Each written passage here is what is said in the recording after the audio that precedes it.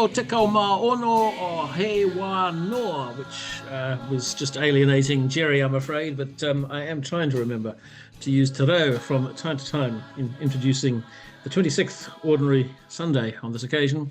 Welcome to Jerry, back from Wisconsin, or beaming in from there. Mark from really just a few hundred meters from me in Frankton, Queenstown, and Ben, Dean of Christchurch Cathedral. Nice to have you on board. Interesting passage, split up across the beginning and the end, or the middle and the end of Mark and chapter. There'll be reasons for that. Jerry, would you like to give some background? A year or so back, I was with a group of pastors, and we were asked the question, which is our favorite gospel? And I said, Mark.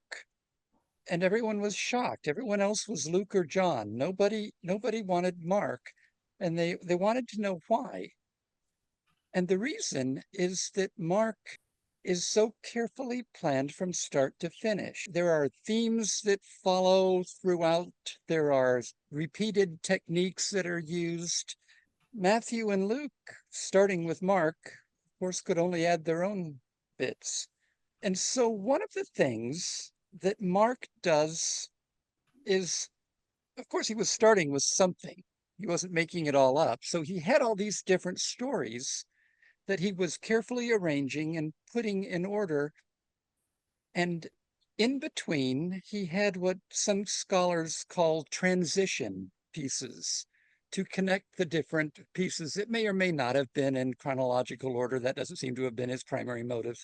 And we have the strangest passage this week. We have two transition pieces. See, just following the scene where Jesus sends the disciples out, at the end of that scene, and then just after the feeding of the 5,000. So in one sense, you could say that we have the throwaway passages, but on the other hand, these are the passages that Mark would have carefully chosen as the connectors. And so for that reason, it's interesting to look at the way that Mark chose to pull the story of Jesus together. These are the things that he put in to say, this is what you should be paying attention to in between the stories. That's why this actually matters. All right. We will kind of take Mark's instructions then, his guidance to understanding what he's telling us. And Ben, you'll give us a little help along the way, please. A challenge when you read this. There are a few challenges in there. I was challenged or intrigued by the method of healing at the end of the passage, that touching of the cloak. And I'm always so grateful that whenever there's a healing story, there's a different way that it comes about, so that we don't slavishly try and follow a particular routine or a rhythm, or say the right words or do the right thing and this will happen. But what I was wondering about it was what that means for us in terms of the ways in which we heal sometimes without knowing. Are there things that we have done or said that we've just sort of thrown out there, but they have come to mean something really important for someone along the way? Even with our buildings, at the moment, I'm attempting to rebuild a cathedral. Is there something in the very stones of that place that offer a kind of a healing, kind of like the hem of a garment, the fringe of a robe, that I'm completely unaware of, and yet God's grace is working through there. So it's a bit of a challenge to me to make sure I'm constantly thankful for those bits of healing or grace that I'm unaware of. Interesting, and thanks for that. And I'll just make the point that three of us here are clergy and Mark's a musician, and we're all in that business of not quite knowing the impact of our industry. So thanks for floating that, and we'll see where that takes us as we go along. Mark, do you want to talk about where you find challenge here?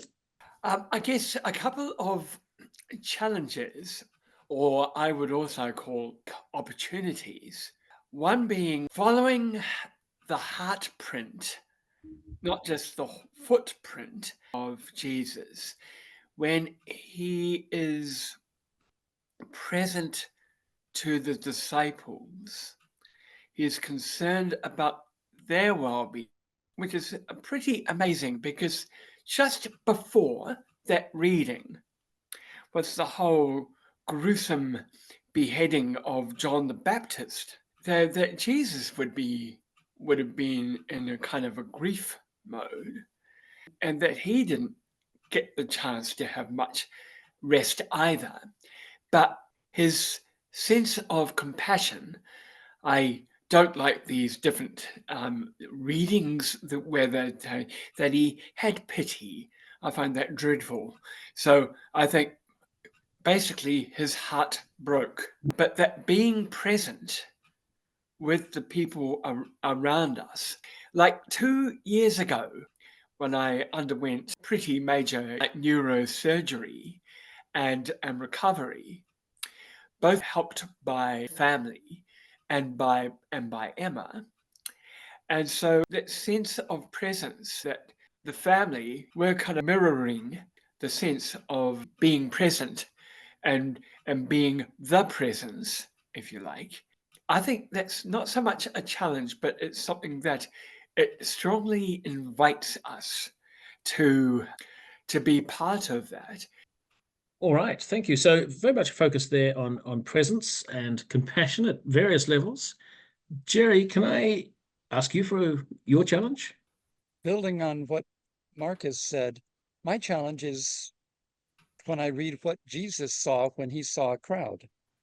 That's not what I usually see. I see a traffic jam. I see an inconvenience. I'm an introvert. I see, oh no, am I going to have to make small talk?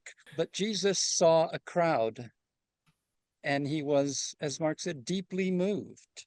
He was torn up inside because they were like sheep without a shepherd. Yes. And the challenge for me is to try to see the crowds as Jesus did. Interesting. All right. Well, we'll see where we unpack that, because I'm going to now flick back to Mark and ask you where you find good news here.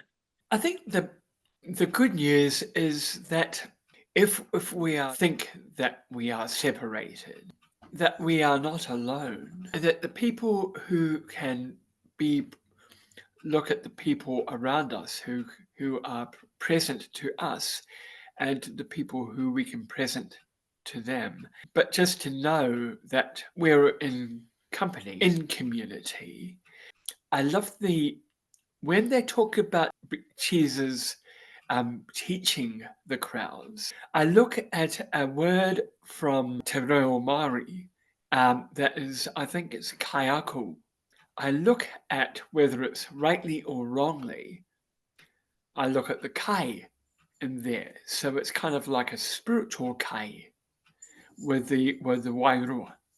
So the good news is that the creator and redeemer and sustainer of life is around us and inside us.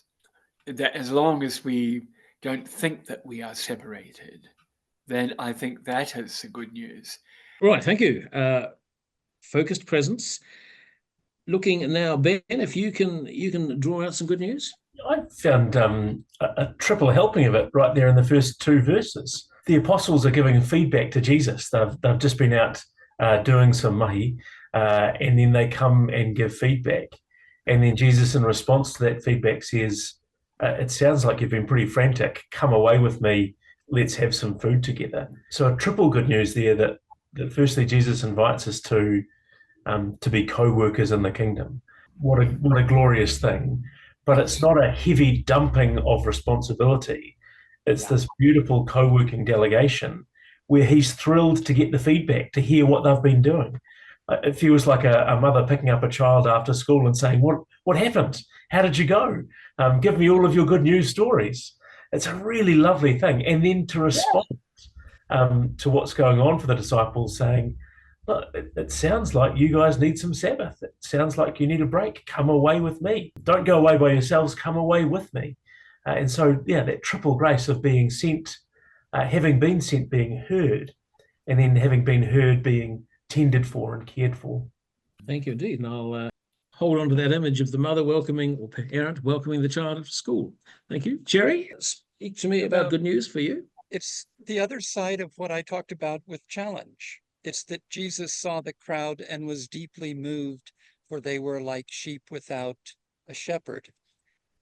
That when Jesus saw them, and maybe this is my American church context showing, but he did not see these people as evangelism prospects. He did not see these people as someone to help with his movement. He did not see these people as tools. He saw them as people. And he saw that they were frustrated and looking for meaning and not finding it. He saw that they were aimless. He saw that they were lost in the actual literal sense of it and not knowing which way to go. And he cared. That's the good news. That is very good news and dear to my heart. Mark, I want to ask you now, so what? I think that's right under our noses. I can look at from the area that Emma and I live with the Whakatipu, that just the very, very people who see as, well, if you like, as taonga, or as in sacred and precious. So I think that's, Jerry, I think that's a very, very good point that you said before. And the last one would be, if we are run down and tired and whatever, don't be too proud to ask for help. I think that's important as well. Not a bad piece of advice to draw out of this passage. Jerry, I would imagine there's some so what's in Wisconsin. There are. And here I'm going to move to the second passage where Jesus is walking through the crowds. And the so what is that once we begin to reach out and see people as Jesus sees, and to treat them according to what we see, not according to what we want them to be, then those people had found what they were looking for. They crowded around him. They couldn't stay away. The good news is that it is good news that everyone needs. And our challenge and our task, the so what, is let's remember that. Yes. As we deal with the crowds. Yes, indeed. And finally, Ben, with your rebuilding of a cathedral and being the presence of Christ in the city, tell me, so what? My so what picks up very, very much from Jerry. That sense, that overwhelming sense of just how thirsty the people were, that they were flocking to Jesus, and he was finding it hard to get away. And so the so what becomes a challenge of sorts too, which is what are we doing to be that attractive? What are we doing to be showing good news? What are we doing to display that this is where we find life? And that's a challenge, but an exciting one.